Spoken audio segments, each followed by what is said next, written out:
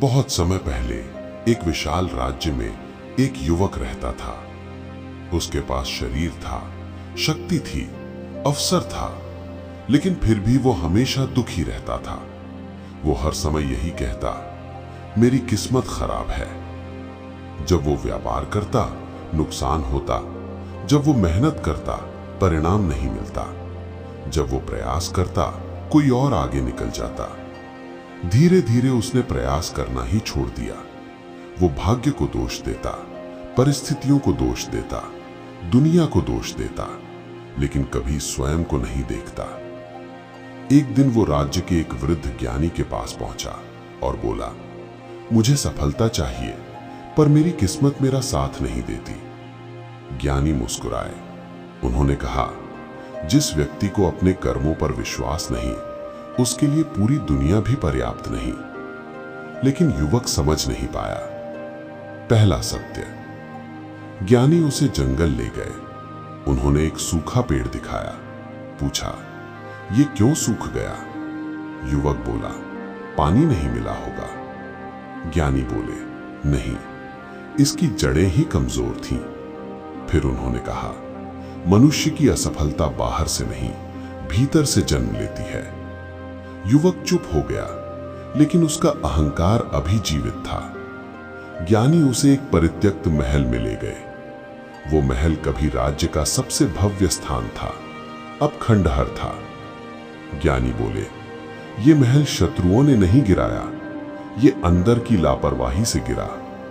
फिर कहा, बाहरी शत्रु मनुष्य को उतना नुकसान नहीं पहुंचाता जितना उसका आलस्य और भ्रम। युवक सोचने लगा, क्या मेरी हार का कारण मैं स्वयं हूं? ज्ञानी ने युवक को एक कार्य दिया। उसे कहा गया, रोज सूर्योदय से पहले उठो, कठोर श्रम करो, बिना परिणाम की चिंता किए काम करो, शिकायत नहीं करनी। पहले दिन कठिन लगा, दूसरे दिन शरीर टूट गया, तीसरे दिन मन भागना चाहता था, लेकिन उसने जारी रखा। धीरे धीरे उसका शरीर मजबूत होने लगा, उसका मन स्थिर होने लगा। उसे पहली बार समझ आया, शक्ति मेहनत से बनती है, इच्छा से नहीं। मन का युद्ध। अब ज्ञानी ने उसे अकेले पर्वत पर भेजा। वहां न कोई साथी था, न सुविधा। वहां युवक को अपने विचारों से लड़ना पड़ा। उसे डर लगा, उसे अकेलापन महसूस हुआ, उसे लगा कि वो हार जाएगा। तभी उसे एक सत्य समझ आया, मनुष्य का सबसे बड़ा युद्ध दुनिया से नहीं, अपने मन से होता है।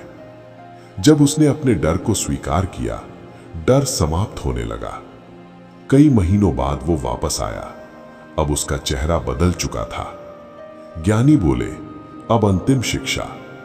उन्होंने कहा, बिना अनुशासन का ज्ञान बेकार है, बिना धैर्य का प्रयास व्यर्थ है, बिना कर्म का भाग्य मृत है। फिर कहा, भाग्य अवसर देता है, कर्म परिणाम देता है। ज्ञानी ने उसे राज्य का एक बंजर क्षेत्र दिया। कहा, इसे समृद्ध बनाओ। वर्षों तक युवक ने परिश्रम किया, जमीन सुधारी, जल व्यवस्था बनाई, श्रम किया, असफल हुआ, फिर प्रयास किया। धीरे धीरे वही बंजर भूमि राज्य की सबसे समृद्ध भूमि बन गई। तब उसे समझ आया कि खजाना जमीन में नहीं, कर्म में छिपा था। युवक ने पूछा, क्या भाग्य सच में होता है? ज्ञानी बोले, भाग्य वही है जो तुम्हारे कर्मों से निर्मित होता है।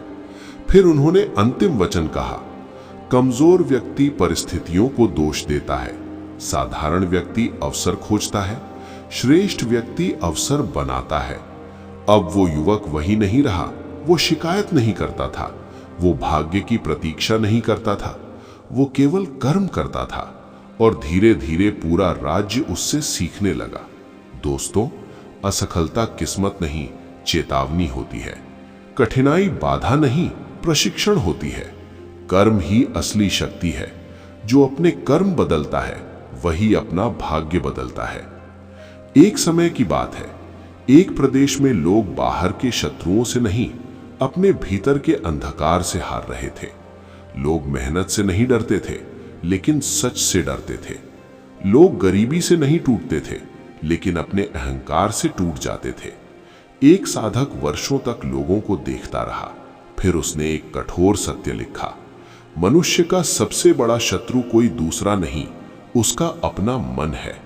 साधक ने कहा, हर मनुष्य के भीतर 3 विष छिपे होते हैं। पहला आलस्य, जो अवसर को मार देता है। दूसरा भय, जो निर्णय को रोक देता है।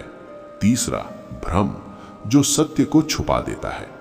इन तीनों के कारण व्यक्ति धीरे धीरे जीवित होते हुए भी मृत हो जाता है। वो चलता है लेकिन बढ़ता नहीं। एक नगर में एक व्यक्ति था। वो बुद्धिमान था, शक्तिशाली था, योग्य था, लेकिन उसे एक रोग था। वो हमेशा आसान रास्ता चुनता था। धीरे धीरे उसने कठिन कार्य छोड़ दिए, अनुशासन छोड़ दिया, सत्य से दूरी बना ली, और फिर वो कहने लगा, समय खराब है। साधक ने कहा, जो व्यक्ति स्वयं को धोखा देता है, संसार उसे बचा नहीं सकता। उस व्यक्ति को धन मिला। धन से उसे लगा कि वो शक्तिशाली है, लेकिन धन ने उसके दोष छुपा दिए, समाप्त नहीं किए। उसका अहंकार बढ़ा, उसका विवेक घटा, फिर एक दिन सब छिन गया। तब उसे समझ आया, जो शक्ति भीतर नहीं, वो बाहर टिकती नहीं। साधक ने कहा, दुनिया में सबसे खतरनाक शत्रु वो नहीं जो सामने खड़ा हो, सबसे खतरनाक वो है जो तुम्हारी कमजोरी जानता हो। जब मनुष्य स्वयं कमजोर होता है, वो गलत लोगों पर विश्वास करता है, और फिर वही विश्वास उसे नष्ट कर देता है। कमजोर व्यक्ति को शत्रु की आवश्यकता नहीं होती। धीरे धीरे वो व्यक्ति बुरे मार्ग पर चल पड़ा। उसने मेहनत से दूरी बना ली, उसने छल को साधन बना लिया, उसने झूठ को सहारा बना लिया। कुछ समय तक उसे सफलता मिली, लेकिन साधक ने कहा, अधर्म पहले सुख देता है, फिर सब कुछ छीन लेता है। और वही हुआ। उसका सम्मान समाप्त हुआ, उसके साथी छोड़ गए, उसका मन टूट गया। जब सब छोड़कर चले गए, तब उसे पहली बार स्वयं का सामना करना पड़ा।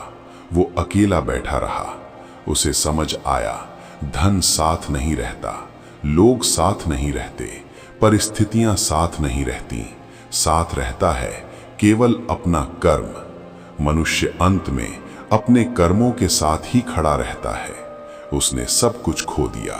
अब उसके पास 2 रास्ते थे, स्वयं को समाप्त कर दे, स्वयं को बदल दे। यहीं से उसका पुनर्जन्म शुरू हुआ।